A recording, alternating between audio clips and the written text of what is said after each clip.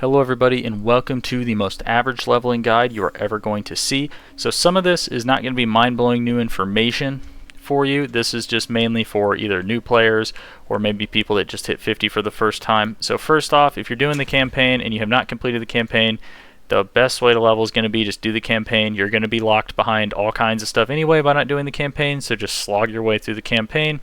However, if you need a build, I am going to have links to builds that I use or that I made using the Codex of Power in the description below.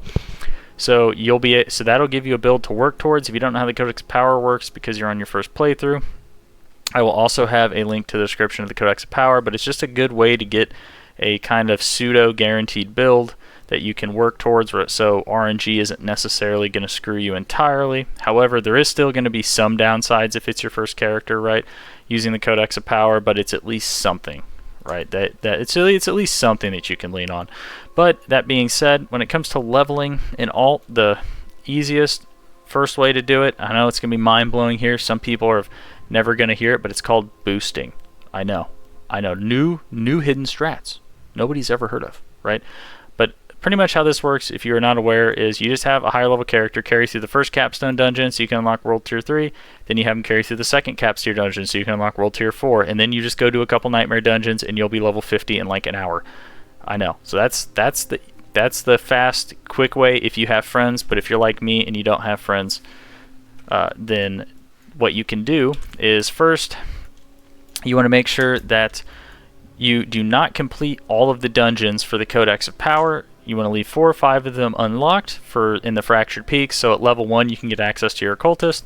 Then you're going to want to go and get some obols, and the reason for that is because it'll help you get rares so you can immediately make a build right from level 1 for your alternate character. The other thing you can do though if you don't have any is I recommend doing the Tree of Whispers, because the Tree of Whispers has guaranteed rares early on, so if you are like dead set on getting a full Codex of Power build at like level 5, it's like just go do the Tree of Whispers, but you'll probably be like level 8 to 10 or something by the time you even do enough Tree of Whispers. But anyway, then by the time you get full rares and you can just kind of start upgrading stuff, I would recommend just kind of making a build out of Codex of Power. You can follow one of mine below, or you can make your own, but that's just going to help increase your power by quite a bit.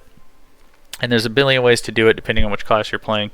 So, but that is that. So then, after you get that taken care of, you get some rares, items, whatever, you want to come up here to Mercy's Reach. This is what I did just because I felt like the dungeon had a very linear start.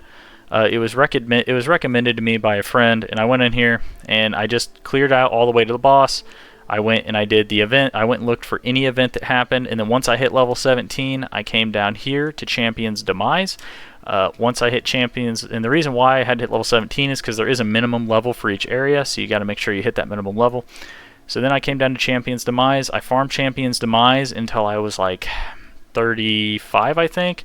Then I came over here and I did this. So Virez is actually a stronghold. So I did this stronghold just so I could have this open. However, you don't necessarily need it because you could just go a little bit longer away from Zarbinzut.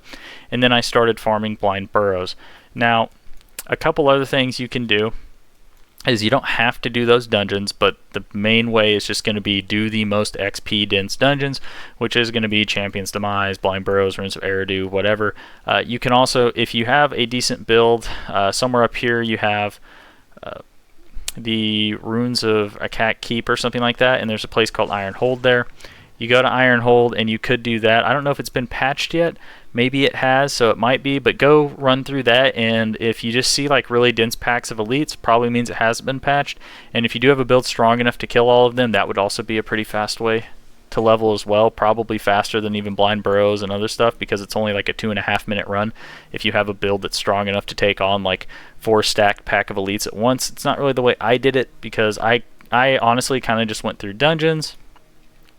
One of my characters, I was fortunate enough to get power leveled. Then I have like another character that I'm working on, and I'm just going through Blind Burrows and like Endless Gates. Like I kind of just rotate dungeons. I'm not really the kind of person that just spams one, but I'm just letting you know like what some of the most dense dungeons are. Another thing you can do is too, while you're leveling, is just go ahead and do the strongholds, because if you're making an alt, you're going to want to have the map unlocked anyway, and some of the waypoints are going to be locked behind strongholds, so you might as well get them out of the way now.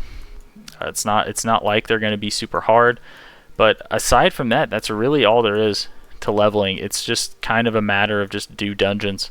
You know, do the most experience packed dungeons and you'll get there. So not very crazy new information, just meant to help out people that maybe are newer.